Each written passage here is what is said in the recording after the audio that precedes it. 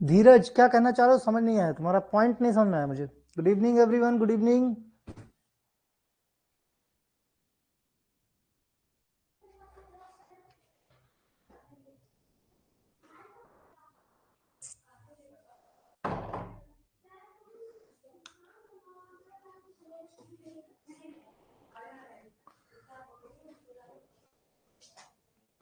Good evening, good evening, good evening Ravindra Ram, काफी दिन बाद।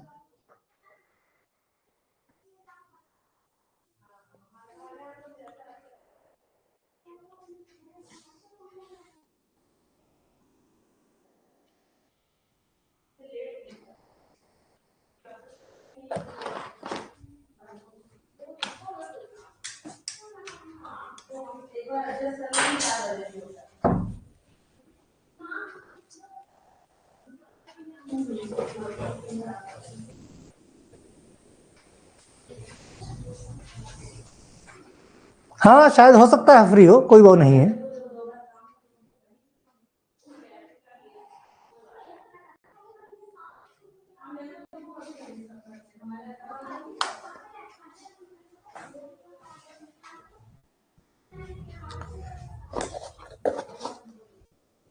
हम्म।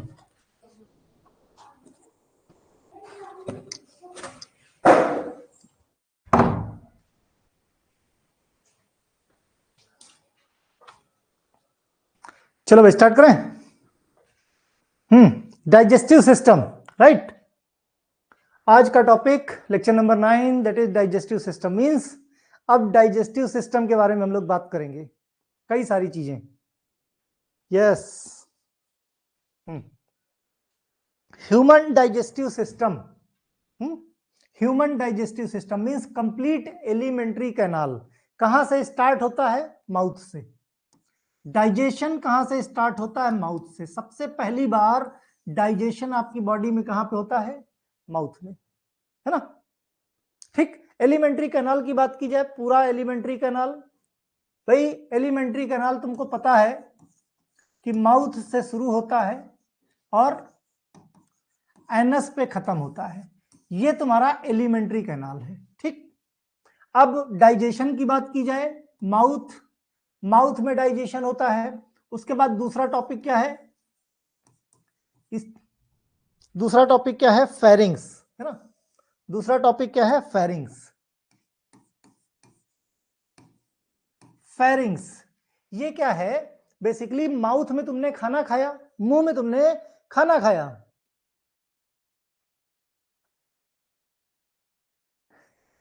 ठीक है, मुंह से तुमने खाना खाया और नाक से तुमने सांस ली, राइट। तो ये जो फेरिंग्स है ये कॉमन स्पेस है, यहां पे सांस लेने वाली हवा भी जाएगी और जो माउथ से खाना खाया है वो खाना भी रहेगा। मींस ये कॉमन स्पेस है फॉर एयर एंड फूड। ठीक, उसके बाद एयर जो है वो विंड पाइप में चली जाएगी और फूड जो है वो फूड पाइप में चला जाएगा। इस बात को रेगुलेट करने के लिए यहां पे एक फैन लगा होता है जिसको बोलते हैं एपिग्लॉटिस। क्या बोलते हैं? एपिग्लॉटिस, ठीक है।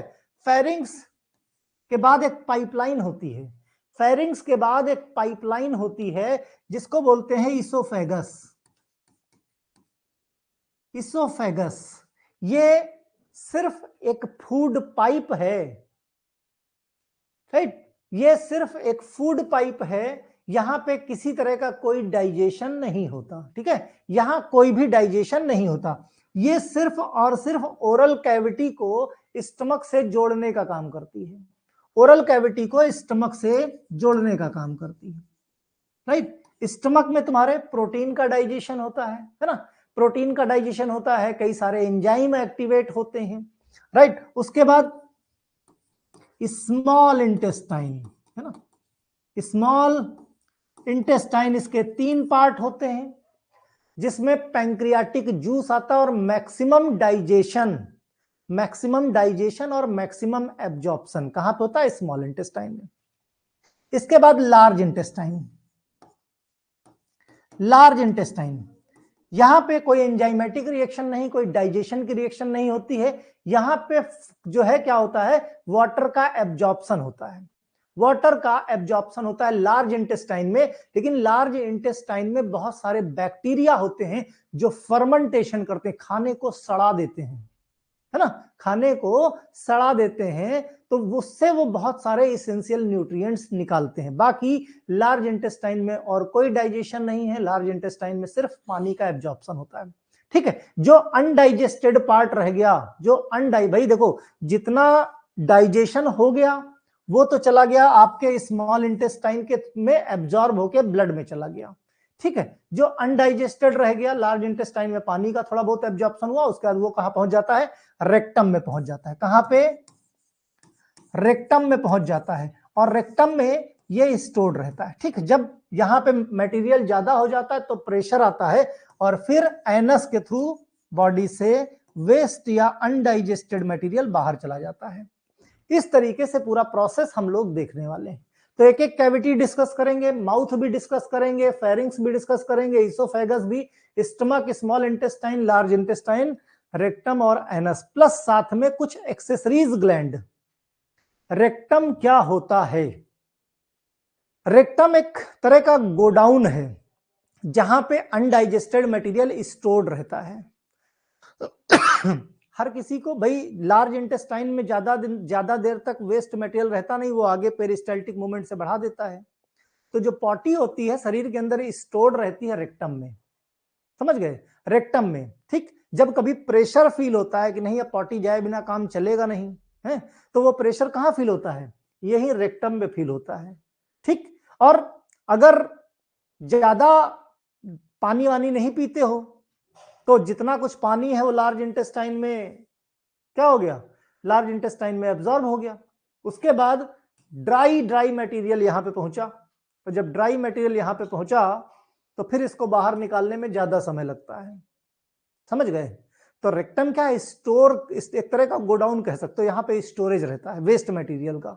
ओके, और उसके बाद फिर जब मॉर्निंग में फ्रेश होते हो तो एनस के थ्रू बॉडी से बाहर चला जाता है, दैट इज रेक्टम। चलो भाई वन बाय वन स्टार्ट करते हैं, वन बाय वन। देखो हमें भाई ह्यूमन में डाइजेशन की जरूरत क्या पड़ती है, भाई हम लोग खाते पीते हैं, हमको एनर्जी की जरूरत है। जैसे गाड़ी को फ्यूल की जरूरत पड़ती है चलाने के लिए, वैसे ही ह्यूमन को ग्रोथ करने के लिए, रिपेयर करने के लिए, एनर्जी के लिए या काम करने के लिए हमको क्या चाहिए, फ्यूल चाहिए, यानी एनर्जी चाहिए। और एनर्जी के लिए हमको क्या चाहिए, ग्लूकोज चाहिए, है ना।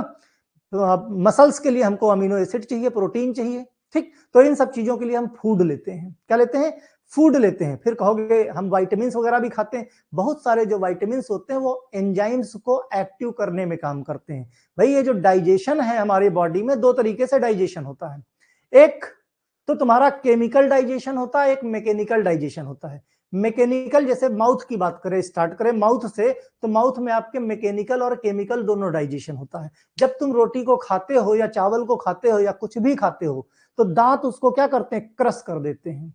क्रश करने का मतलब जैसे ये मशीनरी प्रोग्राम हुआ, इसको बोलते हैं मैकेनिकल डाइजेशन। उसके बाद जो सलाइवा है, सलाइवा में एमाइलेज होता है जो कार्बोहाइड्रेट का डाइजेशन करता है। मुंह से ही डाइजेशन शुरू हो जाता है। बूढ़े बुजुर्ग लोग कहते थे कि पानी को खाया करो और खाने को पिया करो। सुना है कभी तुम लोगों ने ये कहावत कि नहीं? उल्टा हम लोग क्या करते हैं, पानी को पी लेते हैं, खाने को खा लेते हैं। वो लोग उल्टा बोलते थे, पानी को खाया करो और खाने को पिया करो। उनका कहने का मतलब, अभिषेक प्रजापति पहले को टॉपिक समझ लो फिर लॉन्ग क्वेश्चन पे आ जाओ। लॉन्ग क्वेश्चन को तो अभी बहुत समय है ना। मैकेनिकल नहीं सुना तुम लोगों ने, तो उसके पीछे का कॉन्सेप्ट समझो। होता क्या है कि डाइजेशन तुम्हारे मुंह से शुरू हो जाता है। तो जब तुम खाना खाते हो और जितना छोटा छोटा टुकड़ा कर लेते हो मुंह में, यानी मैकेनिकली जितना ज्यादा उसको छोटा छोटा कर दोगे, राइट, तो उतना ज्यादा सलाइवा उसके साथ लिपट जाएगा और उतना ज्यादा कार्बोहाइड्रेट का डाइजेशन हो जाएगा। मतलब जितना डाइजेशन मुंह में हो जाएगा, है ना, जो उतना ज्यादा आपको नीचे स्टमक और स्मॉल इंटेस्टाइन को काम कम करना पड़ेगा। तो और जितना ज्यादा, भाई देखो टूट के ही जाना है किसी भी चीज को, किसी भी चीज को अगर जल्दी डाइजेस्ट करना है तो उतना छोटा छोटा टुकड़े में तोड़ दो। सॉलिड चीजें देर में डाइजेस्ट होती हैं, लिक्विड चीजें जल्दी डाइजेस्ट हो जाती है। उसके पीछे की वजह क्या है, सॉलिड को डाइजेस्ट करना पड़ता है। लिक्विड तो खुद ही लिक्विड है ना, वो एब्जॉर्ब हो जाता है सीधा जाके। तो उसको एकदम लिक्विड बना लो, जितना ज्यादा हो सके उतना ज्यादा कुचल कुचल के उसको लिक्विड बना लो, ऐसा कि वो खाना पीने लायक हो जाए। जैसे कहते हैं चना अगर खाना है तो एक चने के दाने को, एक चने के दुर्गेश वर्मा, यहां पे ऐड नहीं होता बेटा ना, यहां भेजने से कोई फायदा है, समझ गए? ऐड करने के लिए आपको ग्रुप पे भेजना पड़ेगा। तो अभी रुक जाओ, क्लास चल रही है, क्लास के बीच में डिस्टर्ब कर रहे हो बार बार, है ना? ठीक है। तो यूजुअली क्या होता है, जैसे दवा है, दवा डिसइंटीग्रेट की जाती है, बड़ी दवा छोटे छोटे टुकड़ों में, ताकि आसानी से उससे दवा निकाली जाए। उसी तरह फूड के अंदर जो भी फूड को अगर डाइजेशन करना तो छोटे छोटे टुकड़ों में। अब मुंह में जितने ज्यादा छोटे टुकड़े कर लोगे उतना कम काम करना पड़ेगा तुम्हारे स्टमक को। स्टमक क्या है? स्टमक एक तरीके से मान लो यह है तुम्हारा स्टमक, इस तरीके से तुम्हारा स्टमक काम करता रहता है। देख लो, तुमको कभी पेट में, किसी के पेट में अपने कान लगा के देखो तो गुड़गुड़ गुड़गुड़ की आवाज होती ना, अजीब सी, मतलब एकदम शांत नहीं रहता पेट। ये देखो, जैसे मिक्सी चलती है, मिक्सी ग्राइंडर, ग्राइंडर क्या करता है, जो मसाले वसाले होते हैं उनको छोटे छोटे टुकड़ों में तोड़ देता है, ठीक है? उसी तरीके से स्टमक है, यहां पर भी मैकेनिकल, मैकेनिकल मतलब मशीन, ये ग्राइंडिंग का काम कर रहा है, ये काट छोटे छोटे टुकड़ों में तोड़ने का काम कर रहा है, और तोड़ने के साथ साथ उसके साथ एंजाइम्स जो भी गैस्ट्रिक जूस वगैरह हैं वो लिपट जा रहे हैं, जिससे आसानी से उसको डाइजेशन किया जा सके। एग्जैक्टली इसी तरह आपका पेट चलता है। अब मुंह से कुचल कुचल के अगर तुमने छोटा कर लिया तो पेट को कम काम करना पड़ेगा। भाई ये पेट क्या कर रहा है, ये जो तुमने रोटी खाई है, बहुत सारे लोग सीधा सीधा निगल जाते हैं। अगर ज्यादा निकल जाओगे तो एक लिमिटेड टाइम तक ही पेट में रहने वाला है, टाइम फिक्स है कि भाई इतनी देर ही रहेगा पेट में, फिर आगे मुंह हो जाएगा। अगर उतनी देर में छोटे छोटे टुकड़े हो गए तो डाइजेशन प्रॉपर होगा, अगर नहीं तो फिर अनडाइजेस्टेड मटेरियल शरीर से बाहर ज्यादा जाएगा, समझ गए? इसीलिए कहते हैं कम खाओ लेकिन आराम से खाओ। तो ये है आपका स्टमक, ये है आपकी स्मॉल इंटेस्टाइन, है ना, स्मॉल इंटेस्टाइन का। ये इसोफेगस है, देखो ये इसोफेगस है, ये फूड पाइप है, फूड इस तरीके से आता है, और ये आपकी स्मॉल इंटेस्टाइन का डिओडिनम पार्ट है, डिओडिनम पार्ट है, यहीं से स्मॉल इंटेस्टाइन स्टार्ट होती है, स्मॉल इंटेस्टाइन यहीं से स्टार्ट होती है। क्लियर है पॉइंट? ठीक,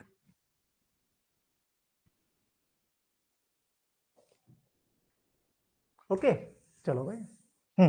अब बात करते हैं टॉपिक की। We need food to fuel our body for energy, growth and repair. Digestive system क्या करता है, फूड को जो कि हम खाते हैं उसको सिंपलेस्ट फॉर्म में तोड़ देता है। सिंपलेस्ट फॉर्म क्या होता है, हम, तुमने क्या क्या खाया, कहते हो ना कि खाने में हमने कार्बोहाइड्रेट लिया, खाने में हमने लिपिड या फैट लिया, लिपिड को ही क्या बोलते हैं, fat and oil, fat and oil को ही हम बोलते हैं लिपिड। या खाने में हमने प्रोटीन खाया, तो ना तो कार्बोहाइड्रेट एब्जॉर्ब होता है, ना तो लिपिड में फैट या ऑयल एब्जॉर्ब होता है, ना प्रोटीन एब्जॉर्ब होता है। क्यों? क्योंकि ये कॉम्प्लेक्स फॉर्म है।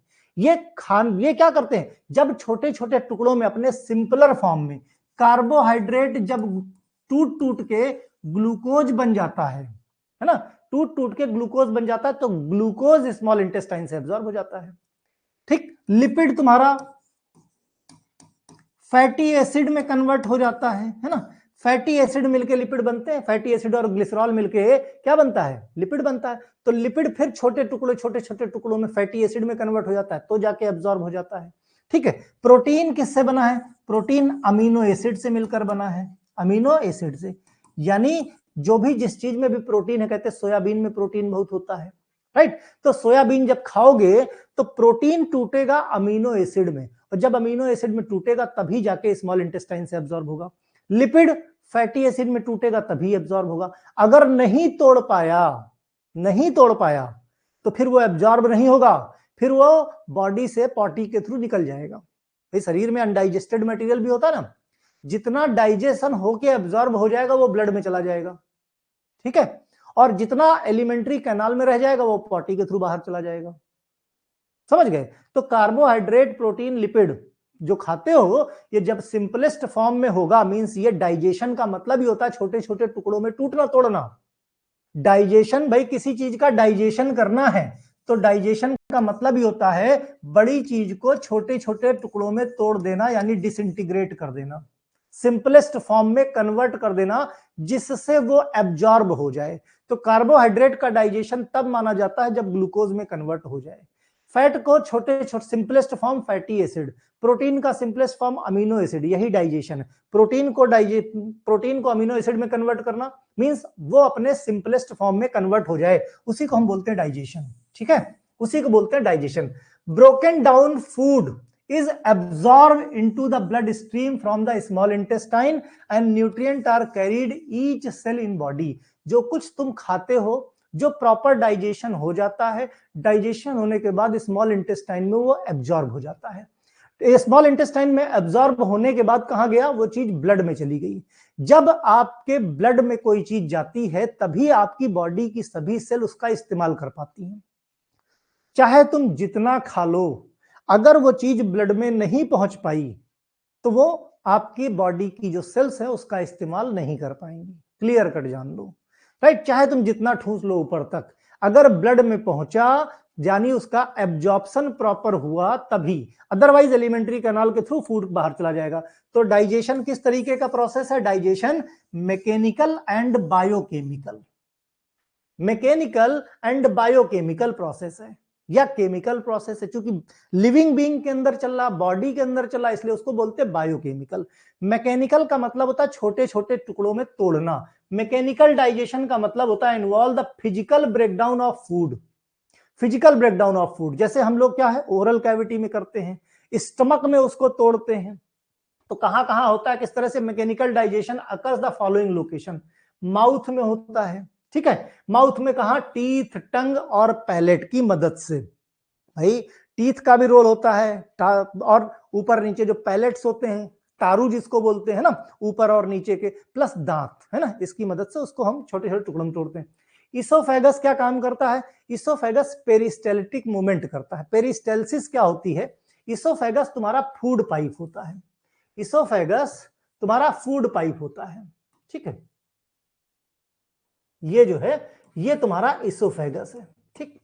ये तुम्हारा स्टमक हो गया, ये स्टमक है, ये स्मॉल इंटेस्टाइन, ये क्या हो गया, स्टमक हो गया, है ना। ये क्या हो गया, ओरल कैविटी हो गई, ओरल कैविटी हो गई। ये क्या हो गया, इसोफेगस हो गया, इसोफेगस हो गया। और ये जो इसोफेगस होता है ये मस्कुलर होता है, इसमें मसल्स होती हैं। कोई भी चीज तुम जैसे कोई खाना तुम खाते हो तो ये खाना सीधे नीचे नहीं आता, धीरे धीरे करके यहाँ पे कॉन्ट्रैक्शन रिलैक्सेशन मसल्स धीरे धीरे करके उसको पकड़ पकड़ के पकड़ती छोड़ती धीरे धीरे करके तब जाके फूड कहाँ पे आता है, आपके स्टमक में पहुंचता है। इस प्रोसेस को, ये जो फूड ऊपर से नीचे आता है, इस प्रोसेस को बोलते हैं पेरिस्टेलिसिस। और कहाँ पे डाइजेशन, स्टमक में मैकेनिकल चर्निंग होती है, जो अभी हमने आपको पीछे दिखाया, मैकेनिकल चर्निंग स्टमक में। स्टमक जैसे ग्राइंडर होता है ना, बिल्कुल ग्राइंडर की तरह फूड को चर्निंग मतलब छोटे छोटे टुकड़ों में तोड़ना। इसीलिए कहते हैं कि मुंह से खाना बहुत अच्छे से खाना चाहिए, चबा चबा के खाना चाहिए। जितना ज्यादा मुंह से मेहनत कर लोगे, पहली चीज तो यह कि कार्बोहाइड्रेट डाइजेशन उतना ज्यादा हो जाएगा, वहीं से तुमको एनर्जी मिलनी शुरू हो जाएगी। दूसरा सबसे बड़ी चीज है कि जितना मुंह से मेहनत कर लोगे, यानी वहां पे दांत हैं मैकेनिकली ज्यादा, उतना आपके स्टमक को कम काम करना पड़ेगा। कभी पेट खराब होता है तो गुड़गुड़ ज्यादा होता है, क्यों, क्योंकि वो स्टमक क्या करता है, चर्निंग प्रोसेस शुरू कर देता है। कोई भी खाना खाए उसके बाद तुम कान लगा के देखो पेट में, फिर यस मूवमेंट को बोलते हैं। इस मूवमेंट को, पूरे एलिमेंट्री कैनाल में जो फूड का मूवमेंट होता है उसको बोलते हैं पेरिस्टेलिटिक मूवमेंट, ठीक है। तो स्टमक में भी होगा। अब बात करें केमिकल डाइजेशन में। भाई केमिकल डाइजेशन में क्या होता है, केमिकल डाइजेशन में बेसिकली कोई भी फूड है, गैस्ट्रिक जूस है, एंजाइम्स हैं, ये सब क्या करते हैं, उसको डाइजेशन का, जो केमिकल है, एंजाइम्स क्या करते हैं, प्रोटीन्स होते हैं ना, तो ये क्या करते हैं, उस फूड को तोड़ते हैं, तोड़ के सिंपलर फॉर्म में कन्वर्ट कर देते हैं। मतलब प्रोटीन है तो प्रोटीन को तोड़ के अमीनो एसिड में ब्रेक कर देंगे, है ना। इन सब चीजों के लिए अलग अलग जगह एंजाइम्स होते हैं, ठीक। During the chemical digestion of food, enzyme break down the large food molecules by the process of hydrolysis. जैसे माउथ की बात करें अगर सिंपल, माउथ, है ना। माउथ में तुमने क्या खाया, प्रोटीन खाया, तुमने फैट लिया, ठीक है, कार्बोहाइड्रेट लिया, कार्बोहाइड्रेट लिया। तो यहां पे तुमने इसको क्रश किया, छोटे छोटे टुकड़ों में तोड़ा। यहां पे डाइजेशन किसका, आपकी सलाइवा में एक एंजाइम होता है दैट इज एमाइलेज। क्या होता है, एमाइलेज होता है। एमाइलेज क्या करता है, एमाइलेज क्या करता है, एमाइलेज आपके कार्बोहाइड्रेट का डाइजेशन करता है। एमाइलेज क्या करता है, ये कार्बोहाइड्रेट का डाइजेशन करता है, ठीक है। तो ये सब चीजें अभी हम और बताएंगे, कहां पे कौन सा एंजाइम होता है और किस चीज का डाइजेशन करता है। बताया ना कि आपको डाइजेस्टिव सिस्टम के बारे में बहुत सारी जानकारियां यहां पे मिलेंगी। ये हिंदी में है, पाचन तंत्र। डाइजेस्टिव सिस्टम हमारे शरीर का एक महत्वपूर्ण अंग है जो भोजन को पचाने और उससे पोषक तत्वों को अवशोषित करने का कार्य करता है। यह तंत्र कई अंगों और ग्रंथियों से मिलकर बना है जो मिलकर शरीर के लिए आवश्यक ऊर्जा और पोषक तत्वों की आपूर्ति करते हैं। यह हिंदी में रहा भाई कि डाइजेस्टिव सिस्टम के। फिर माउथ हो गया, फेरिंग्स हो गया जिसको ग्रसिका बोलते हैं, इसोफेगस हो गया जिसको भोजन की नली बोलते हैं, राइट। पेट हो गया, फिर छोटी आंत हो गई, फिर बड़ी आंत हो गई, इस तरीके से, है ना। तो आगे हम बढ़ेंगे, पहले इतनों को डिस्कस कर लेते हैं। डाइजेस्टिव सिस्टम किस किस चीज से मिलकर बना है।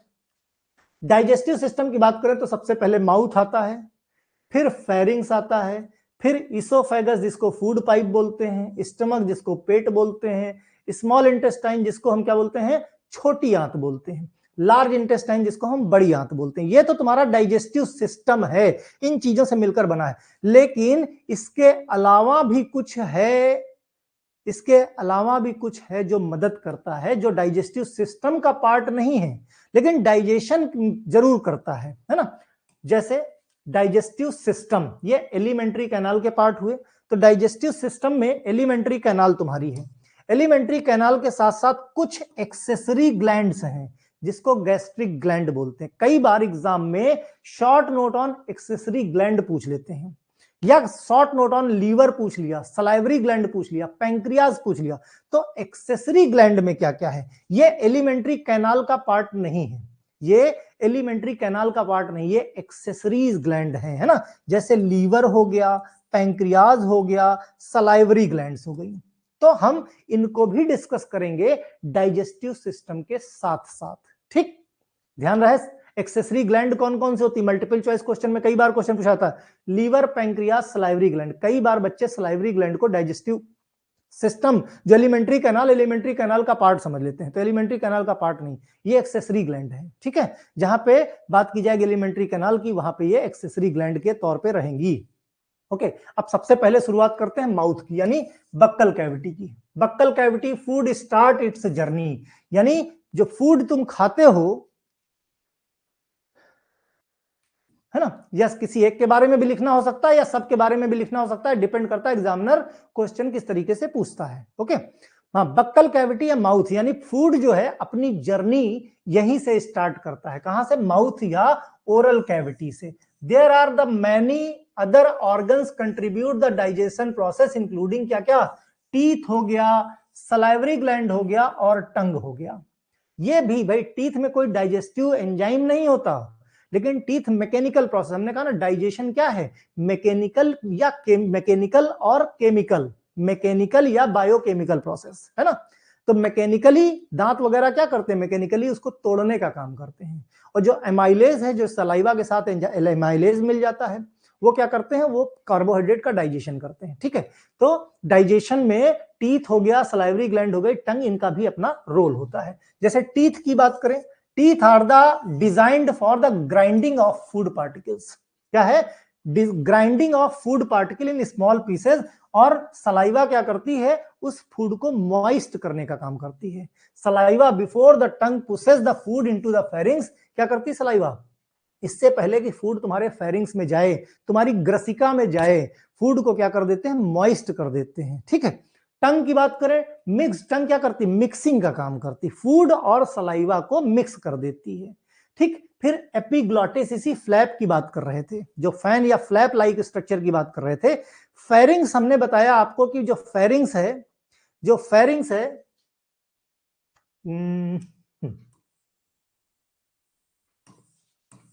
ठीक है, ये देखो यहीं पे फेरिंग्स होता है। ये तुम्हारी फूड पाइप, ये तुम्हारी फूड पाइप हो गई, ये तुम्हारी विंड पाइप हो गई, ये तुम्हारी विंड पाइप हो गई। अब जैसे यहां से तुमने खाना खाया तो फूड पाइप में ही खाना जाए, यहां ना चला जाए, है ना, विंड पाइप में खाना ना चला जाए, इसके लिए कौन जिम्मेदार होता है? एपिग्लॉटिस। कौन जिम्मेदार होता है? Epiglottis. Flap like structure at the back of the throat, back of the throat that closes over the trachea preventing the food from entering it to located in the pharynx, है ना। तो epiglottis क्या करता है? Food को wind pipe में यानी trachea में जाने से रोकता है। जब तुम खाना खाते हो तो ये क्या करता है? ये विंड पाइप को कवर कर लेता है, विंड पाइप को कवर कर लेता है, जिससे कि खाना तुम्हारे विंड पाइप में यानी हवा नली में ना जाने पाए। और कभी गलती से अगर चला जाता है तो तब तक खांसी आती रहती जब तक कि वो बाहर ना चला जाए। क्यों? क्योंकि अगर वो टुकड़ा आपके जाके लंग्स के अंदर चला गया तो वहां इंफेक्शन कॉज कर देता है। तुम सोचो इतना बढ़िया मैकेनिज्म है कि दो पाइप अगल बगल हैं, लेकिन कभी ऐसा नहीं होता कि खाना इस पाइप की जगह इस पाइप में चला जाए। ये सिर्फ एपिग्लॉटिस की वजह से है, राइट। बोट प्रॉब्लम हो जाती है। बोट प्रॉब्लम क्या है? विशद समझा नहीं तुम्हारा सेंटेंस में, है ना। उसके बाद बात करते हैं टीथ का अरेंजमेंट। टीथ अब बात करेंगे वन बाय वन, है ना। टीथ की बात करेंगे फिर टंग की बात करेंगे। टीथ, अब देखो भाई ओरल कैविटी में टीथ है। टीथ के 3 पार्ट होते हैं। क्राउन जिसको हम इनेमल बोलते हैं, क्राउन जिसको हम इनेमल बोलते हैं, नेक पार्ट है, उसका रूट पार्ट। रूट क्या होता है? रूट वो पार्ट है जो आपके जॉज के अंदर रहता है। कहते हैं ना कि हाथी के दिखाने के दांत और खाने के और होते हैं, वही चीज यहां पे है। जितना दांत ऊपर दिखता है उससे ज्यादा दांत आपकी रूट के अंदर जमा हुआ होता है या धसा हुआ होता है, ठीक, जॉज में धसा हुआ होता है। तो tooth are the consist of 3 main structure. 3 main structure से टीथ बना हुआ है। जो क्राउन बोलते हैं इनेमल पार्ट को, जो पार्ट ऊपर से दिखता है, right. Portion above your gums जिसको हम क्या कहते हैं? इनेमल। ये हार्ड और प्रोटेक्टिव सब्सटेंस होता है, covers your tooth as a crown, है ना। तो ये क्या है? ये क्राउन एरिया है जो चमकदार टीथ दिखते हैं, जो चमकदार टीथ दिखते हैं। जब कभी इंफेक्शन हो जाता है तो अगर इनेमल हट गया, इरोड हो गया, तो फिर क्या है? वहां पे सेंसेशन हो जाता है। क्योंकि सेंसेशन में क्या है? गरम ठंडा। भाई डेंटिन भी यहां पे सड़न पैदा हुई, पहले इनेमल गया, उसके बाद डेंटिन गया। डेंटिन क्या? एक तरह का सीमेंट होता है, और डेंटिन को भी अगर कीड़ों ने खा लिया तो उसके बाद तुम गरम ठंडा कुछ भी खाते हो, यहां पे सब ये क्या है? ये सारी नर्व्स हैं। अगर नर्व से, हाँ, अगर नर्व से गर्म ठंडा कुछ भी टच होता है, कभी कभी आइसक्रीम खाते हो, है ना, और अगर सेंसेशन है ये नर्व्स तक ठंडा पहुंचा तो भी दिक्कत होगी, और नर्व्स तक तुम्हारे गर्म पहुंचा तो भी दिक्कत होगी, है ना। तो ये बहुत जरूरी। तो कभी कभी इनेमल क्या, कभी कभी क्या, जो लोग अपने टीथ का दिनों बार ब्रश नहीं करते, तो बचपन में तो ठीक कहते हैं ना, जवानी में कोई दिक्कत नहीं होती, लेकिन धीरे धीरे करके सड़न पैदा होने लगती है। जब उम्र घटती जाती है तो ये दिक्कत बढ़ती जाती है। उसका नेक की बात करें, joint between crown and root, है ना, गम्स और जिंजीवा। जैसे जो गम्स के ऊपर टीथ दिखते हैं, तुम्हारे गम्स के जस्ट ऊपर दिखते हैं, जहां पे सेंसेशन होता है या कभी कभी गम्स में इंफेक्शन हो जाता है तो खून निकलने लगता है, वो पार्ट कहां से होता है? नेक से होता है। नेक पार्ट, है ना, यानी जो रूट है, रूट के थोड़ा ऊपर का पार्ट, उसको क्या बोलते हैं? नेक पार्ट बोलते हैं, ठीक। फिर बात करते हैं रूट की। रूट क्या है? योर टूथ होल्ड रहता है जा में। ये किसके अंदर रहता है? जा के अंदर रहता है, सॉकेट के अंदर रहता है। Roots your gum it, the roots anchor your tooth, periodontal ligament soft connective tissue. अब जैसे तुम कुछ भी खाते हो, गन्ना खाया, है ना, हम लोग जैसे कॉलेज वाले में पढ़ते थे तो कभी कोल्ड ड्रिंक का ओपनर नहीं लेते थे, दांत से ही कोल्ड ड्रिंक खोल लिया करते थे, है ना।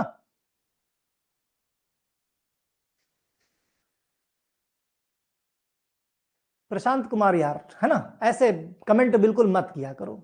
अब ये करें डी बताओ, यहाँ पे हम डाइजेस्टिव सिस्टम पढ़ा रहे करें डी फार्मा में इंजेक्शन देना पड़ता है, सीखना पड़ता है, मैं सीखना चाहता हूं, ये कोई पॉइंट है तुम्हारा? तुम ही लोग बताओ, बाकी लोग। यहां डाइजेस्टिव सिस्टम में इनको हम इंजेक्शन लगाने की बात बताएं। ठीक, अब बात करते हैं टीथ की। टीथ और टीथ का अरेंजमेंट पहले समझ लो, कितने तरीके के टीथ होते हैं, है ना, कैसे कैसे टीथ का हिसाब किताब है। मतलब खुद मैं एक ही चीज कहता हूं, अब ये बताओ, अगर शांति रखोगे तो तुमको चीजें समझ में आएंगी, अदरवाइज क्या है, मैं कहीं कुछ रट के नहीं आता हूं। मैं कहीं कुछ रट के तो आता नहीं, फिर भूल जाऊंगा। अब देखो तुम्हारा हम बनाने जा रहे हैं टीथ। क्या बनाने जा रहे हैं? टीथ। ठीक है, ये हो गया तुम्हारा अपर जॉ और ये हो गया तुम्हारा लोअर जॉ। ठीक है, देख लो टीथ बना रहे हैं, तुम लोगों को भी एग्जाम में बनाना पड़ सकता है।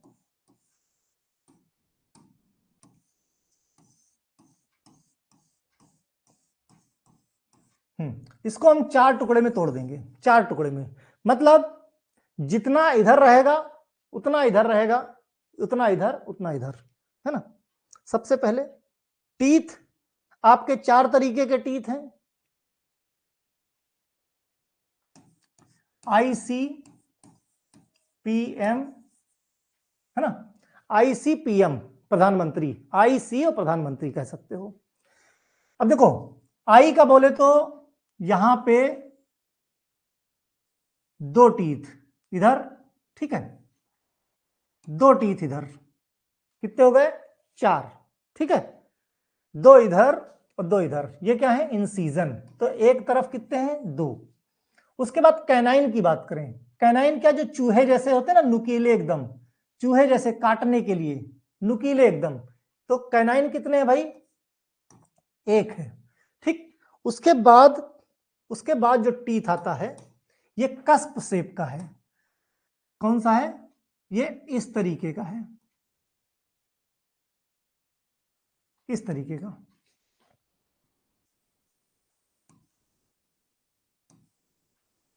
इसको बोलते हैं प्रीमोलर। प्रीमोलर कितने हैं? 3 हैं, सॉरी 2 हैं, है ना।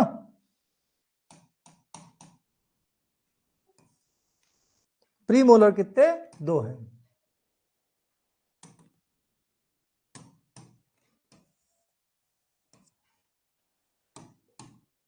प्रीमोलर कितने? 2 हैं। ठीक है, 2 इधर 2 इधर। फिर मोलर की बात करते हैं, मोलर पे आ जाओ। मोलर ये थोड़ा और चौड़े होते हैं, ये थोड़ा और चौड़े होते हैं। ठीक, ये कितने हुए?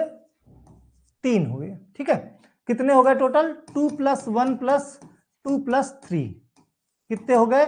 2 1 3 3 6 2 8। 8 हुए किधर? 8 इधर हुए, 8 इधर हुए। यही ये लोअर का है या अपर का, जो भी मान लो, वही रिपीट होता है ऊपर की तरफ।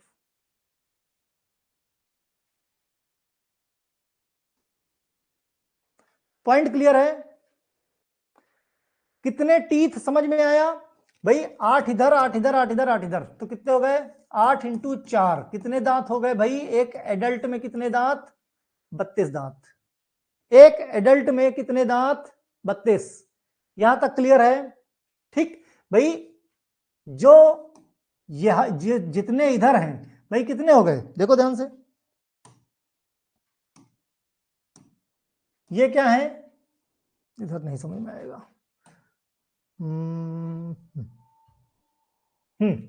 अब देखो, ये दोनों क्या है? इंसीजन है। ठीक, ये क्या है? कैनाइन है।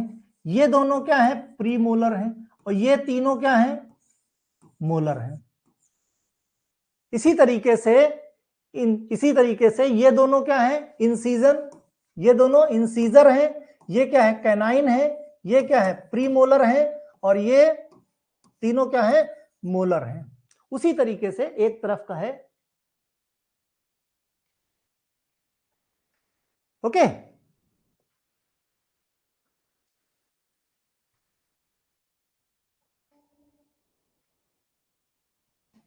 क्लियर? तो 8 चौक 32, टोटल कितने टीथ हैं? 32 टीथ हैं। ठीक है, टोटल 32 टीथ हैं। अब ध्यान से देखने वाली एक बात है, ये तो हुआ एडल्ट की कहानी। छोटे बच्चों की बात करो, ठीक है, छोटे बच्चों की बात करो, छोटे बच्चों की, छोटे बच्चों में क्या नहीं होता, ये पॉइंट क्लियर हो गया ना इसका, यहां तक क्लियर है। एडल्ट की कहानी खत्म ना, ठीक है, एडल्ट की कहानी खत्म, फोटो लेनी हो तो फोटो ले लो। अब हम छोटे बच्चों पे आ रहे हैं कि छोटे बच्चों की कहानी क्या होगी, इस तरफ आते हैं। छोटे बच्चों में तुम्हारे जो मैं सर्किल करता जाऊंगा वो नहीं होते। छोटे बच्चों में प्रीमोलर नहीं होते। क्या होते? छोटे बच्चों में प्रीमोलर नहीं होते। और क्या नहीं होता? एक आखिरी वाला मोलर नहीं होता। एक आखिरी वाला मोलर नहीं होता। ये बाकी के सारे दांत होते हैं, ठीक, बाकी के सारे होते हैं। प्रीमोलर जो है, प्रीमोलर कितने हैं भाई? प्रीमोलर ध्यान से बताओ, प्रीमोलर कितने हैं? इधर प्रीमोलर कितने हैं? 2 है ना, तो 2 इंटू 4 कर दें। प्रीमोलर की संख्या कितनी हुई? 2 इंटू 4, 4 दूनी कितना हुआ भाई? 8। मोलर कितने हैं? 1 है मोलर, है ना। 1 मोलर इधर हो गया, 1 मोलर इधर हो गया, 1 इधर हो गया, 1 इधर हो गया। कितने हो गए मोलर? 4। कितने हो गए भाई? 4 हो गए, यानी 8 4 12। तो छोटे बच्चों की बात की जाए तो छोटे बच्चों में 12 टीथ नहीं होते। 12 टीथ नहीं होते। तो होते कितने हैं? 32 से 12 को माइनस कर दो भाई। बड़ों में 32 थे, है ना। ये क्या हो गया? 2 को 2 0 हो गया, और ये हो गया 2 2, ठीक है। 12 माइनस कर दो तो कितने हो गए? 32 से 12 माइनस हो गए तो 20 हो गए। तो बच्चों में कितने दांत हैं? 20 दांत हैं, 24 हो गए। 12 माइनस करोगे तो 24 हो जाएगा।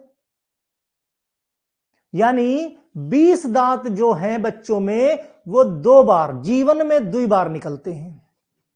20 दांत बच्चों में कितने दांत हैं? यानी दूध वाले, कोई पूछे मिल्क टीथ, कोई पूछे मिल्क टीथ, मिल्क टीथ कितने हैं? तो मिल्क टीथ 20 हैं।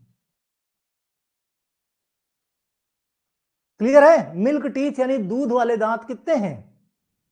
20 हैं। क्लियर हुआ कैसे है कि नहीं? क्लियर हुआ?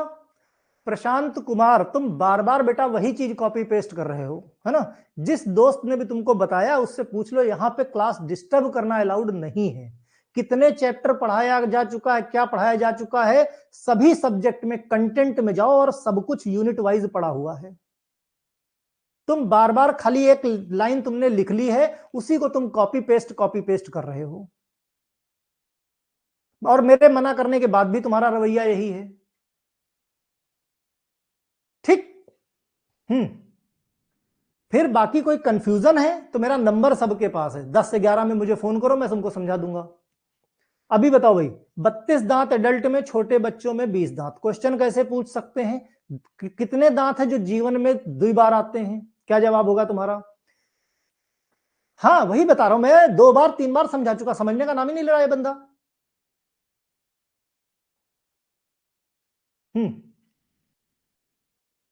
ठीक है, पिंकी पाठक डॉक्टर से कंसल्ट करो, ओके। कितने दांत जीवन में 2 बार निकलते हैं? 20 दांत जीवन में 2 बार निकलते हैं। कितने दांत जीवन में 1 बार निकलते हैं? कितने दांत जीवन में 1 बार निकलते हैं? कितने दांत जीवन में 1 बार निकलते हैं? 12। भाई ये जो 12 दांत हैं, ये बार बार थोड़ी आते हैं। Point clear? ये दोनों चीजें क्वेश्चन में एग्जाम में पूछे जा चुके हैं, एग्जाम में पूछे जा चुके हैं ये क्वेश्चन, कि कितने दांत हैं जो 2 बार निकलते हैं और कितने दांत हैं जो 1 बार निकलते हैं। दूसरा, बड़े बच्चों में कौन कितने दांत होते हैं और छोटे बच्चों में। अब देखो ध्यान से, अगर फार्मूला की बात कर लिया जाए, फार्मूला कई बार पूछते हैं, टीथ का फार्मूला। अब फार्मूला कैसे निकालोगे? फार्मूला फॉर टीथ क्या है भाई? आईसीपीएम, है ना, आईसीपीएम। इंसीजन कितने भाई? इंसीजन कितने हो गए? 2। कैनाइन कितने? 1। प्रीमोलर कितने? 2। और मोलर कितना? 3। कितना हो गया? अब ये कितना किधर है? ये किधर? ये सिर्फ एक तरफ का है ना। 21 23, 21 23, ये क्या है? 21 23, 21 23, यही हुआ ना। 21 इधर, 21 23 इधर, 21 23 इधर, यही हिसाब किताब बना कि नहीं बना? यस पुनीता, तुम्हारा हिसाब सही है, ठीक है। तो इस तरह से अगर एडल्ट का टूथ फार्मूला पूछ लिया जाए तो क्या बताओगे भाई? 21 30 बताओगे। बताओ, ये पॉइंट समझ में आया कि नहीं आया? 21 23 भाई, 21 23 ये फार्मूला नीट में भी क्वेश्चन पूछा गया है। फिर वहीं बच्चों का केस ले लिया जाए भाई, बच्चों का केस ले लिया जाए। बच्चों का फार्मूला क्या है ना? बच्चों के टीथ का फार्मूला, तो बच्चों में क्या क्या नहीं होता देख लो, यहां से यहीं से देख लो। तो बच्चों में एक तो ये नहीं होगा, और इसकी जगह पे 3 की जगह ये 2 हो जाएंगे। तो छोटे बच्चों में फार्मूला क्या हो जाएगा भाई? 2102 बटे 2102, ये क्या हो जाएगा? Child formula. बताओ, यहां पे कोई कंफ्यूजन तो नहीं होगा? ये छोटे बच्चों का चाइल्ड फार्मूला है। बोलो, अभी टीथ का हिसाब किताब क्लियर हो गया कि कितने टीथ कहां पे कैसे क्या बन रहे हैं? कोई ऐसा है जिसको नहीं समझ में आया? टीथ, तो फिर मैं आगे बढ़ूं। टीथ में कोई कंफ्यूजन हो तो बता दो भाई। आईसीपीएम है ना, आईसीपीएम ये फॉर्म क्या है? आईसीपीएम, आगे के जो 4 दांत दिखते हैं ना, आगे के चमकते हुए 4 दांत, ये क्या है? इंसिजन है। और उसी के बगल में एक एक दांत जैसे चूहे का काटने के लिए होता है, वो क्या है? वो कैनाइन है। उसके बाद जो दो दांत दोनों तरफ होते हैं, वो क्या है? प्रीमोलर है। और सबसे लास्ट में मोलर है। मोलर में किसी के 2 रहते हैं, किसी के 3 रहते हैं, किसी की अकलदाड़ होते नहीं है, तो लास्ट के 4 दांत आ ही नहीं पाते। क्लियर हो गया? चलो भाई, समझ गए? गुड। चलो अब देखो ध्यान से, टाइप ऑफ टीथ की बात करें। टाइप ऑफ टीथ, टाइप देखो, थीकोडोंट, हेट्रोडोंट, डाइफियोडोंट और ब्यूनोडोंट। ये खाली नाम याद रखना, सिर्फ इसलिए बताए हैं क्योंकि ये सारी चीजें मल्टीपल चॉइस क्वेश्चन, तुम्हारे लिए तो टीथ काफी है, लेकिन मल्टीपल चॉइस क्वेश्चन में ये चारों चीजें पूछी जा चुकी हैं, इसीलिए मैंने इसको इंट्रोड्यूस किया है। थीकोडोंट का मतलब ऐसे ऐसे टीथ जो अपने सॉकेट के अंदर फिक्स हैं, उसको बोलते हैं थीकोडोंट। क्या बोलते हैं? थीकोडोंट है ना, जो अपने सॉकेट में, जॉ में फिट होते हैं, उसको थीकोडोंट बोलते हैं। हेट्रोडोंट की बात करें, हेट्रो मतलब अलग अलग, हेट्रो मतलब अलग अलग, राइट? हेट्रो मतलब अलग अलग। अलग अलग में क्या मतलब? हेट्रो मतलब अलग अलग, मतलब वेरियस टीथ। इन सीजन, कैनाइन, प्रीमोलर और मोलर। इन सीजर, कैनाइन, प्रीमोलर और मोलर, ये क्या है? ये हेट्रोडोंट है। ठीक। फिर डाइफायोडोंट, डाइफायोडोंट क्या है? टूथ इरप्ट ट्वाइस, यानी milk teeth. Twice, tooth erupt twice, यानी 2 बार जो दांत आते हैं। डाई मतलब 2, जो 2 बार आते हैं। ऐसे कितने टीथ हैं भाई? 20। मिल्क टीथ कितने? 20, है ना। फिर ब्यूनोडोंट का मतलब होता है मोलर और प्रीमोलर टीथ। ब्यूनोडोंट क्या है? मोलर और प्रीमोलर, खाली नाम याद रखना, ठीक है। अब डाइफियोडोंट में, डाइफियोडोंट में क्या है भाई? Primary dentition. डाइफियोडोंट क्या है? डाइफियोडोंट जो 2 बार आते हैं। कितने? 2 बार, यानी कितने?